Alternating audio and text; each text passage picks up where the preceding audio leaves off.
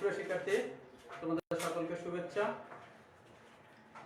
Saint Xavier's high স্কুলের online class থেকে বাংলাদেশ সরকার যে গৃহীত পদক্ষেপ আমার ঘরে আমার স্কুল অনলাইন ক্লাসে, তারই পরিপ্রেক্ষিতে আমাদের সেন্ট জেভিয়ার্স হাই স্কুলের অনলাইন ক্লাস। আমি তোমাদের সাথে আছি বিজন স্যার। তোমরা সকলেই জানো যে এই বিশ্ব মহামারী করোনার কারণে আক্রান্ত, অন্যান্য কর্মকাণ্ডের ন্যায়ও শিক্ষা ব্যবস্থা প্রচণ্ড ক্ষতির সম্মুখীন। তো অন্যান্য দেশের ন্যায় আমাদের সরকারও চেষ্টা করছে কীভাবে শিক্ষার্থীদের এই শিক্ষাটাকে, এই ক্ষতিটাকে পুষিয়ে নেওয়া যায়, তারই ধারাবাহিকতায় অনলাইন ক্লাস। তো আমি তোমাদের সাথে আছি। আমরা আজকে আলোচনা করব অষ্টম অধ্যায় বৃত্ত এবং বৃত্ত সম্পর্ক উপপাদ্য নিয়ে। এই বৃত্ত সম্পর্ক উপপাদ্য নিয়ে প্রথম আলোচনা করতে গেলে যে কথাটি আসে সেটা হচ্ছে বৃত্ত কাকে বলে।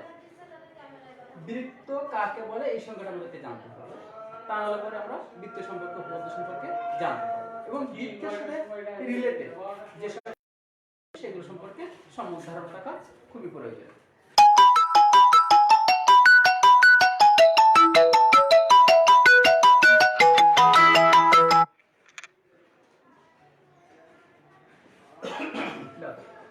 এর সাথে জানা দরকার আমাদেরকে আগে সঞ্চার পথ, যাকে ইংলিশে বলা হয় লোকাস। এক, দুই হচ্ছে কিছু শর্তাবলী।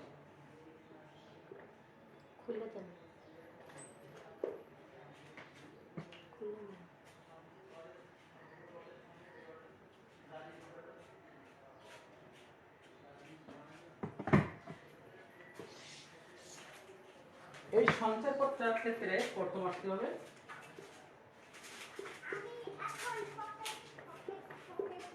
বিন্দু সমূহে সে আর কিছু নির্দিষ্ট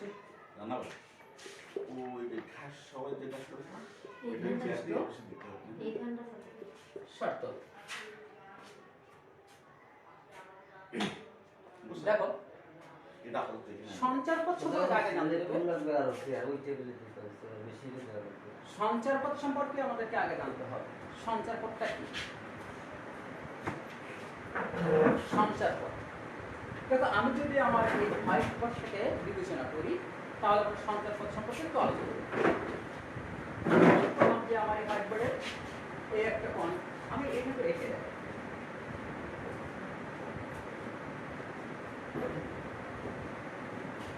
এই একটা বিন্দু, এই একটা বিন্দু, এই একটা বিন্দু আর এই চারটা বিন্দুকে যদি আমি সংযোগ করি তাহলে কিন্তু আমার এই রেখাটা আমি এই ক্ষেত্রটা পেয়েছি।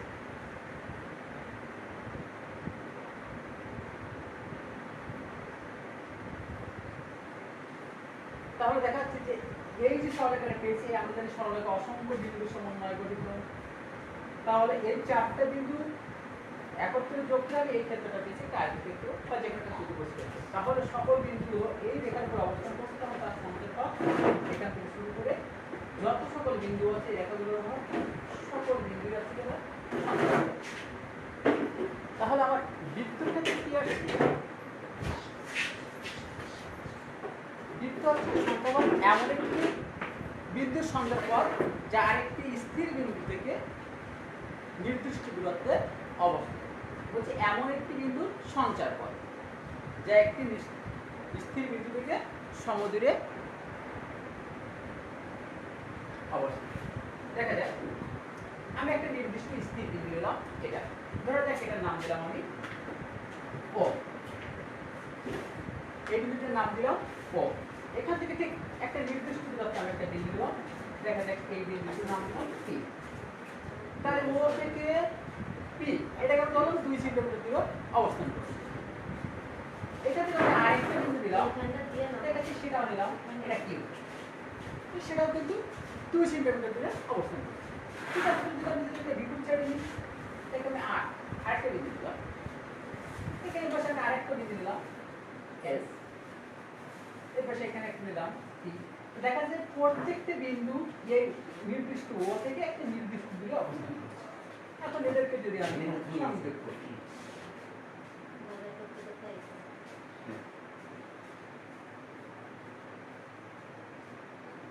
তাহলে একটা সার্কেল বা একটা বৃত্ত উৎপন্ন হচ্ছে। তাহলে দেখছো ওই সকল বিন্দুর সঞ্চারপথ কিন্তু এই রেখার উপর অবস্থান করছে। তাই বলা হয়েছে যে এমন একটি বিন্দুর সঞ্চারপথ যা একটি নির্দিষ্ট স্থির বিন্দু থেকে নির্দিষ্ট দূরত্বে অবস্থান করে। অন্য কথা যদি আমরা বলা হয় দেখি ইউক্লিডীয় জ্যামিতি অনুসারে, তাহলে আমাদেরকে বলতে হবে একই সমতলে অবস্থান করতে হবে অবশ্যই। তা আমরা সংজ্ঞা দেখে লিখতে পারি,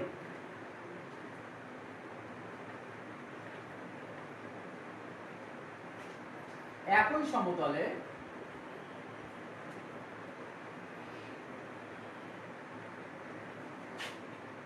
অবস্থিত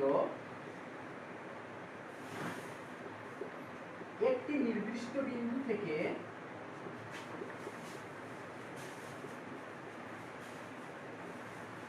স্থির বিন্দু, স্থির বিন্দু থেকে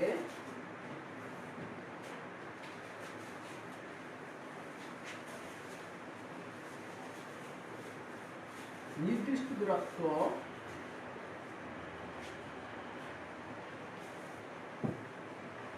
বজায় রেখে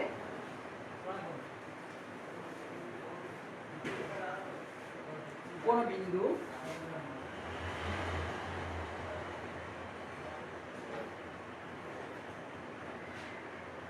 যে আবদ্ধ ক্ষেত্র উৎপন্ন করে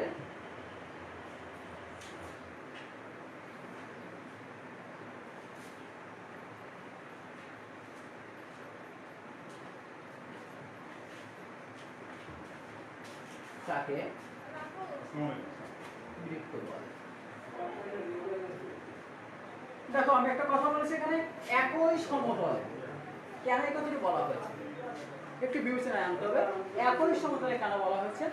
আমার এই হাইড্রেটটা একটা সমতল, এখন যদি আমি এরপরে আরেকটা সমতল দিই, আরেকটা সমতল দিয়েছি এখানে দেখো একটা বৃত্ত অংশ অবশ্য, তাহলে যদি আমি এখন এটা ধরে একটা বৃত্ত অঙ্কন করতাম তাহলে কিন্তু এটা বৃত্ত হতো না, কারণ এটা একটা তল, এটা একটা তল, দুটো তল হয়ে যাচ্ছে। এর জন্য আমাকে অবশ্যই সংজ্ঞায় একই সমতলের কথাটা লিখতে হবে। তাহলে আমরা বৃত্তের সংজ্ঞা শিখলাম।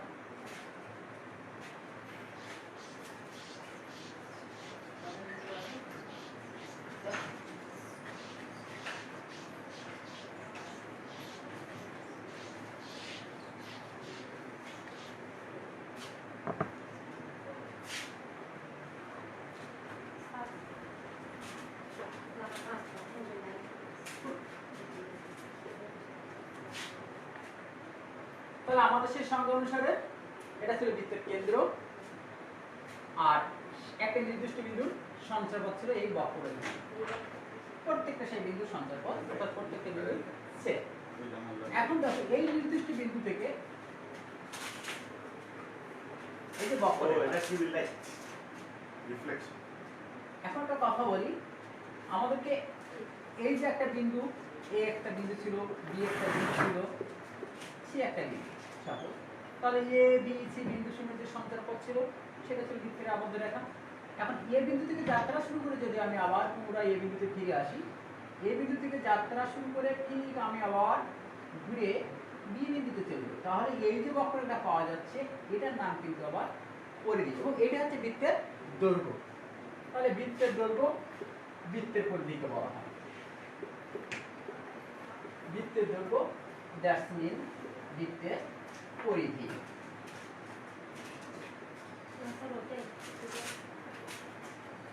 তাহলে বৃত্তের দৈর্ঘ্য শিখলাম, এ বি সি, এই বৃত্তের পরিধি হচ্ছে যে এ থেকে যাত্রা শুরু করে আবার এ পর্যন্ত।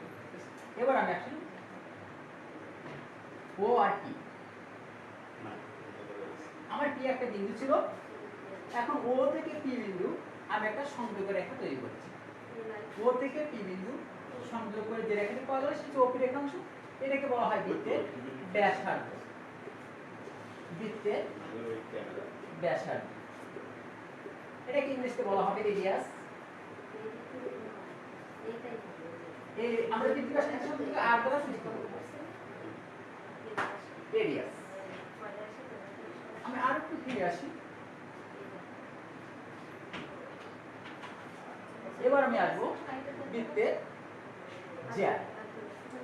দেখা যাচ্ছে এই বৃত্তের উপর আমি একটা বিন্দু আছে, আমার একটা বি আছে একটা সি আছে, দুটো বিন্দু আছে, বিন্দু বি আছে। এই দুটো বিন্দু যদি আমি যোগ করি তাহলে যে রেখাটি পেলাম এটাকে বলা হবে বৃত্তের জ্যা। বি এবং সি এই দুটো বিন্দু সংযোগের রেখাংশ যেটা পেয়েছি সেটা হচ্ছে জ্যা। তাহলে জ্যার সংখ্যা কি আসতে পারি? যদি বৃত্তের যে কোনো দুটি সংযোগের রেখাংশ কি আমরা বলতে পারি জ্যা। বৃত্তের যে কোনো দুটি বিন্দু সংযোগের রেখাংশকে বলা হয় জ্যা। তবে এই জ্যা বি সি হতে পারে, এখানে আমি একটা ই একটা বিন্দু দিয়েছি আর এ একটা বিন্দু দিয়েছি, এ হতে পারে। আবার এমনও হতে পারে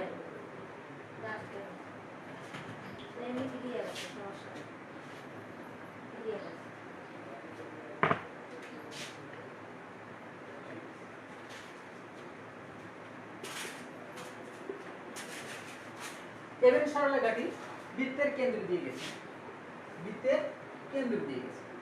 তাহলে এমএনটি হচ্ছে জ্যা, কিন্তু কেন্দ্রগামী জ্যাকে আমরা সাধারণত ব্যাস বলে থাকি।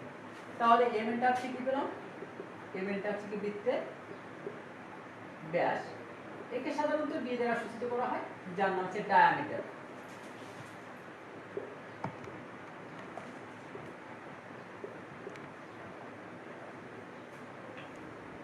তাহলে আমরা শিখলাম বৃত্তের ব্যাসার্ধ কাকে বলে, জ্যা কাকে বলে, আর ব্যাস কাকে বলে। এখন দেখা যাচ্ছে আমার এখানে যে ওটা বিন্দু ছিল, ও এনটা ছিল কি, এই ও এনটা ছিল আমার বৃত্তের ব্যাসার্ধ, আর এম এনটা ছিল বৃত্তের ব্যাস। এখন দেখো আমার বলা হয়েছিল যে এই বিন্দু থেকে এই সকল পরিধির উপর সকল বিন্দু দূরত্ব সমান। তাহলে আমার ও থেকে এম পর্যন্ত যে দূরত্ব, ঠিক ও থেকে এম পর্যন্ত সেই একই দূরত্ব রয়েছে। তাহলে আমার যদি ও এন সমান যদি ও এম হয়ে থাকে, ও এন সমান ও এম, তাহলে আমি অবশ্যই এম এন সমান কি বলতে পারি? এম এন সমান বলতে পারি আমি ও এম যোগ ও এম। তাহলে দেখো ও এম সমান ও এনটাই নিই, ও এন যোগ ও এন। যেহেতু আমার এখানে কি পেয়েছি, ও এন সমান আমি ও এন পেয়েছি, যেহেতু ও এন সমান ও এন। অতএব আমি এম এন সমান কি লিখতে পারি তাহলে 2 ও এন। তার মানে আমি ও এন সমান লিখতে পারি হাফ অফ এম এন। আচ্ছা, ও এনটা কি ছিল আমার? বৃত্তের ব্যাসার্ধ ছিল। এটা কি ছিল? বৃত্তের ব্যাস ছিল। এটা বৃত্তের এম এনটা বৃত্তের ব্যাস আর ও এনটা বৃত্তের ব্যাসার্ধ। তাহলে দেখো যে ব্যাসার্ধটা কি হচ্ছে? ব্যাসের অর্ধেক। তাই আমাদেরকে বলতে পারি ব্যাসার্ধ ব্যাসের অর্ধেক, ব্যাসের অর্ধেক।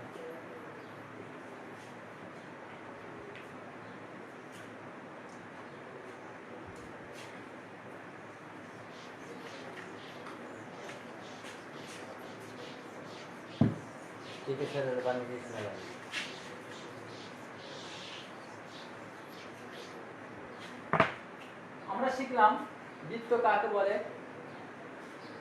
বৃত্তের পরিধি বা বৃত্তের দৈর্ঘ্য কাকে বলে, ব্যাসার্ধ, ব্যাস, জ্যা। এবার আমরা বৃত্ত সম্পর্কে আরো কিছু তথ্য জানবো।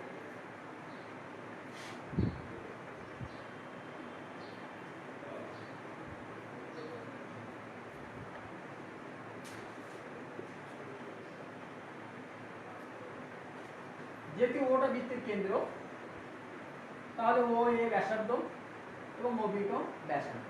যেহেতু আমার বলা ছিল কেন্দ্র থেকে একটা নির্দিষ্ট দূরত্ব বজায় রেখে যে আলোতে ক্ষেত্রটা, তাহলে ও থেকে অবশ্যই ও এটা সমান হবে এবং ও বিটা সমান হবে। তাহলে আমি এখানে বলতে পারি ও এ সমান ও বি। যেটা একটু আগে আমি বললাম, ও এ সমান ও বি, প্রত্যেকটা কিন্তু বৃত্তের ব্যাসার্ধ। এই যে আমরা এখন কিছু একটা উপপাদ্য শিখবো, যেটার নাম বৃত্তে কেন্দ্র ও ব্যাস ভিন্ন যে কোনো যা এর মধ্যবিন্দু সংযোগ রেখাংশ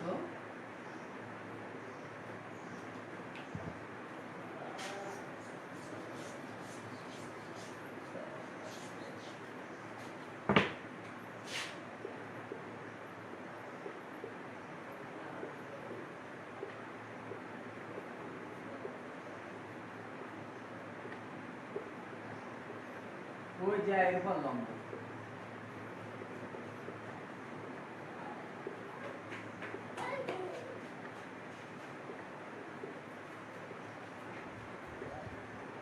বৃত্তের কেন্দ্র ও ব্যাসবিন্দু যে কোনো জায়গায় মধ্যবিন্দু সংযোগের রেখাংশ ওই জায়গার উপর লম্ব।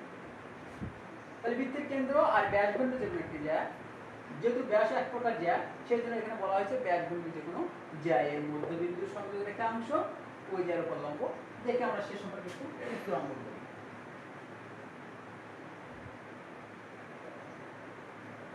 প্রকেন্দ্রিষ্ট একটা বৃত্ত, সেটা হতে পারে এ, বি এবং সি। প্রকেন্দ্রিষ্ট একটি বৃত্ত এ, বি, সি। তারপর বলা হয়েছে যে ব্যাসবিন্দু যে কোনো একটি জায়গা, ব্যাসবিন্দু, ব্যাসটা কি ছিল? কেন্দ্রকবি যে কোনো রেখা বলা হচ্ছিল, যাকে বলা হচ্ছিল ব্যাস। তাহলে আমার কেন্দ্র দিয়ে যাবে না, এই কেন্দ্র দিয়ে যাবে না, কেন্দ্র বাদে যেমন দিয়ে একটা সরল রেখা গেল, যেটা বৃত্তে কে দুটো বিন্দুতে ছেদ করেছে, এ এবং বি বিন্দু ছেদ করতে হলে এ বি একটি জ্যা, এই জ্যায়ের মধ্যবিন্দু। তাহলে অবশ্যই আমি এটা ধরে নিলাম মধ্যবিন্দু। তাহলে মধ্যবিন্দু আর কেন্দ্র এর সংযোগ রেখাংশ তাহলে অবশ্যই যোগ করতে হবে।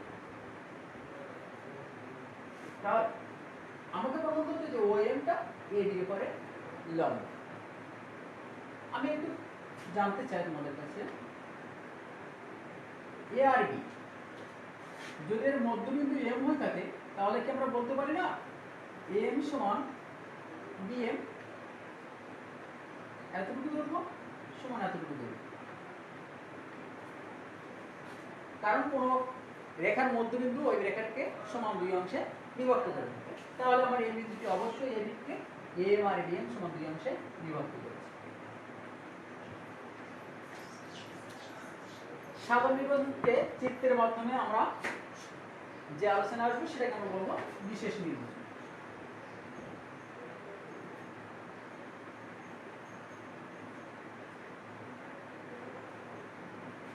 কি লিখতে পারি? মনে করি প্রকেন্দ্রিষ্ট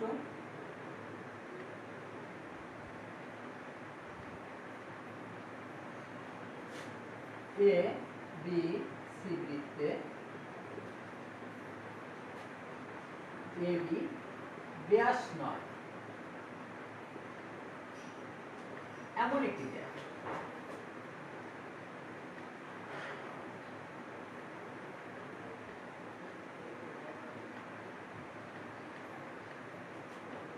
এবং এম এই জায়গায় মধ্যবিন্দু।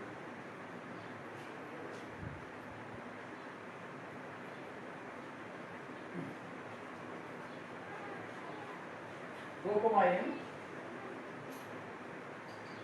যোগ করি।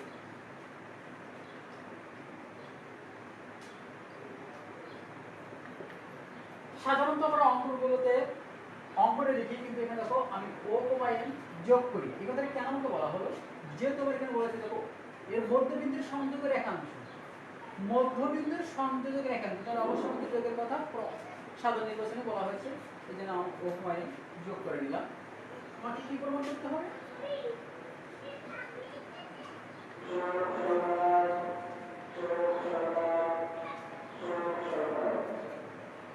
OM রেখাংশ AB এর উপর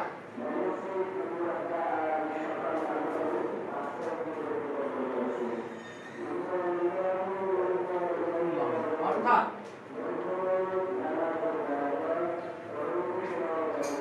OM লম্ব। শিক্ষার্থী বিন্দু, তোমরা একটা জিনিস খেয়াল করো, আমি এখানে লিখেছি OM, তারপর একটা প্রতীক দিয়েছি, তারপর এই প্রতীকের চিহ্ন নাম হচ্ছে লম্ব চিহ্ন। একটা আনুভূমিক লেখার পরে একটা উলম্ব রেখা দেওয়া হয়েছে, একটা আনুভূমিক লেখার পরে একটি উলম্ব রেখা দেওয়া হয়েছে, এটা হয় লম্ব চিহ্ন। কে কার পরে লম্ব? OMটা AB পরে লম্ব। আমাদের একটু লেখার সময় এই জিনিসটা খেয়াল করতে হবে, যে লম্ব তাকে আগে লিখতে হবে, তারপরে লম্ব সেটা পরে লিখতে হবে। উলম্ব রেখাটি আগে এবং ভূরেখাটি বা আণবিক রেখাটি পরে হবে। এই জিনিসটা কিন্তু আমাদেরকে অবশ্যই খেয়াল করতে হবে। অনেকেই চিন্তা করে আমার আগে এটা বুঝবে নাকি আগে এটা বুঝবে। সর্বদা উলম্ব রেখাটা আগে, তারপরে আণবিক রেখা।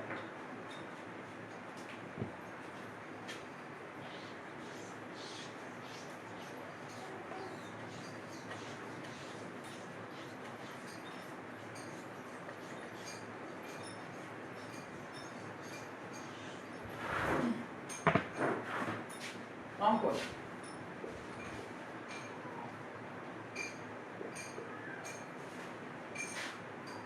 ও কমা এ এবং ও কমা বি যোগ করুন। ও কমা এ এবং ও কমা বি যোগ করুন।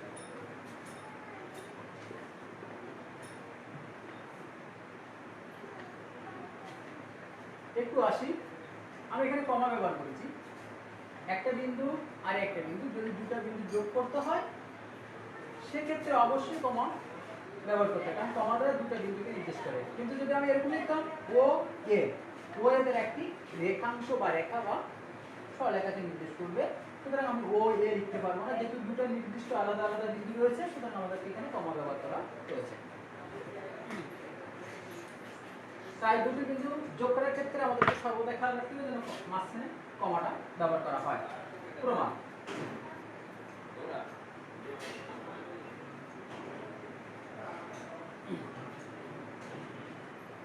এপাশে একটা ত্রিভুজ উৎপন্ন হয়েছে, ও এ এম একটা ত্রিভুজ, আর এপাশে ত্রিভুজ ও বি এম। এই দুটো ত্রিভুজের ভিতরে আমি এখন সর্বসম প্রমাণ করে আমাদেরকে প্রমাণ করবো যদি এটা 90 ডিগ্রি কিনা কিংবা এটা 90 ডিগ্রি কিনা।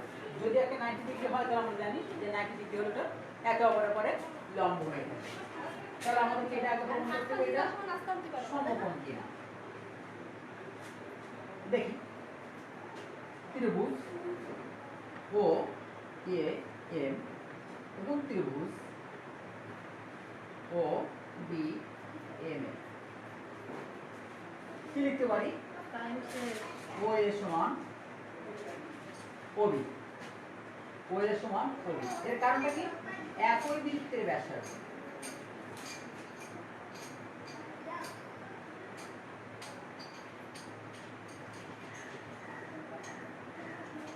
লিখতে পারি এ এম সমান বি এম, কারণ এমটা ছিল এ বি এর মধ্যবিন্দু।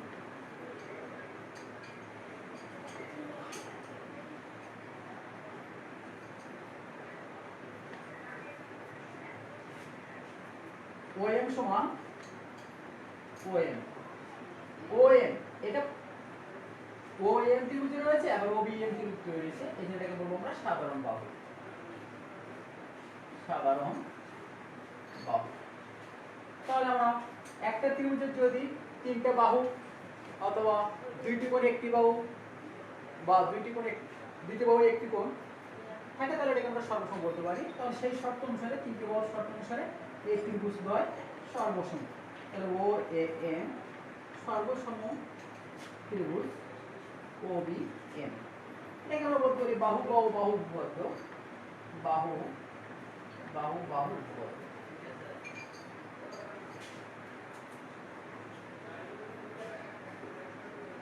তাহলে যদি সর্বসম হয়ে থাকে তাহলে আমরা বলতে পারি এই কোণটা সমান এই কোণটা। তাহলে অতএব কোণ ও এম এ সমান কোণ ও এম বি।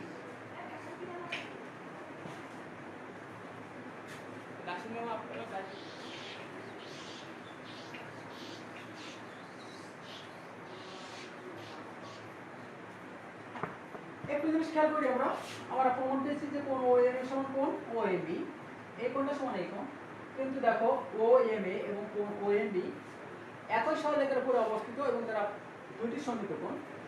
যদি দুইটি কোণের সমমিত কোণের সমষ্টি 180 ডিগ্রি হয়ে থাকে তাহলে আমরা ওই কোণটিকে বলতে পারি সরল রৈখিক কোণ এবং রৈখিক যুগল কোণ বলতে পারি। কিন্তু কোণ দ্বয় রৈখিক যুগল কোণ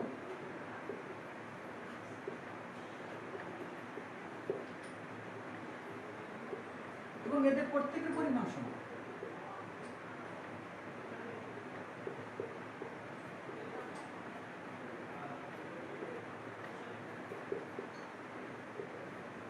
সুতরাং কোণ OMA সমান কোণ OMB সমান 90 ডিগ্রি, মানে এক সমকোণ। তাহলে যদি এটা 90 ডিগ্রি হয়ে থাকে তাহলে আমরা বলতে পারি OM টা AB এর উপরে লম্ব। অতএব AB এর পর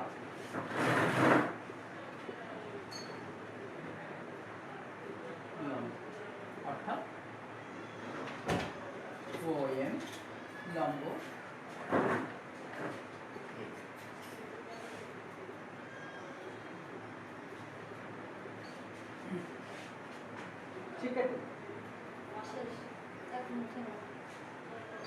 শিক্ষার্থী বিন্দু, আমি এই জায়গাটা আরেকটু ক্লিয়ার কনসেপ্ট আসতে চাই। রৈখিক বিকল্পন, পড়াশোনা কিন্তু বোর্ডের কাজ করে। রৈখিক বিকল্পন সম্পর্কে আরেকটু জেনে আসি আমি। এটাকে এক সরল কোণ 180 ডিগ্রি। এই 180 ডিগ্রিকে যদি একটি বাহু দ্বারা খণ্ডন করা হয়ে থাকে তাহলে দেখাচ্ছে এই একটা কোণ আর এই একটা কোণ, দুটো সন্নিহিত কোণ উৎপন্ন হয়েছে।